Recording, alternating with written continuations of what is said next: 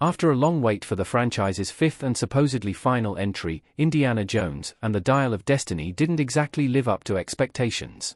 Although there are whispers that the franchise could be in for a full reboot, it looks more likely for the time being that Dial of Destiny was Indy's final farewell. Although the Indiana Jones franchise produced some of Steven Spielberg's best movies and became associated with the legendary director's entertaining style, James Mangold took over for Dial of Destiny.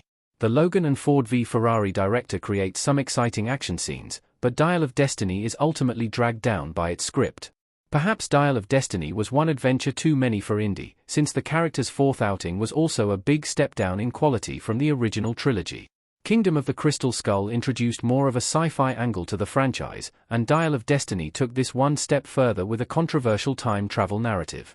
Dial of Destiny's time travel plot wasn't such a bad idea. Dial of Destiny almost nails a difficult concept.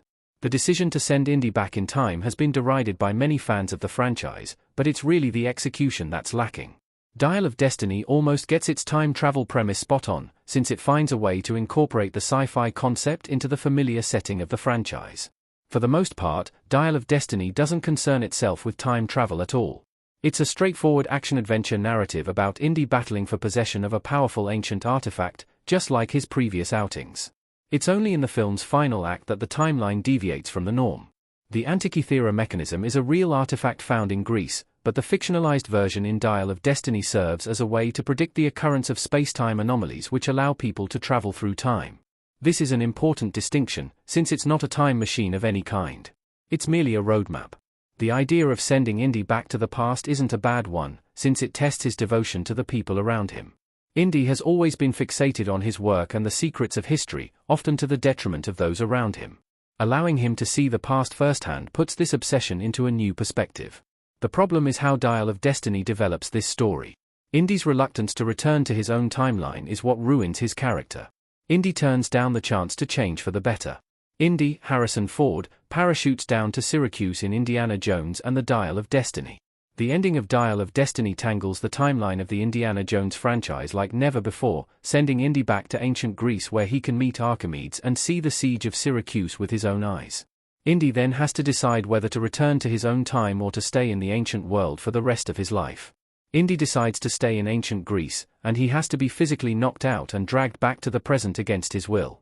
It's a huge anticlimax to see such an iconic hero's journey coming to an end without him giving any input, but this isn't the only problem with Dial of Destiny's finale. It would have been much more powerful to see Indy choosing to return to the present of his own volition. After spending his life in search of the past, appreciating and accepting his own present could have represented a moment of real growth. It would also make his hasty reunion with Marion in the closing moments feel like much less of an afterthought. Since Dial of Destiny was always supposed to be Indy's last adventure, this ending is even more meaningful. Simply knocking Indy out and forcing his story to end without him being an active participant feels like a huge missed opportunity. It's a disappointing ending to one movie, let alone 5. The Indiana Jones franchise wasted plenty of perfect endings. Dial of Destiny was a step too far.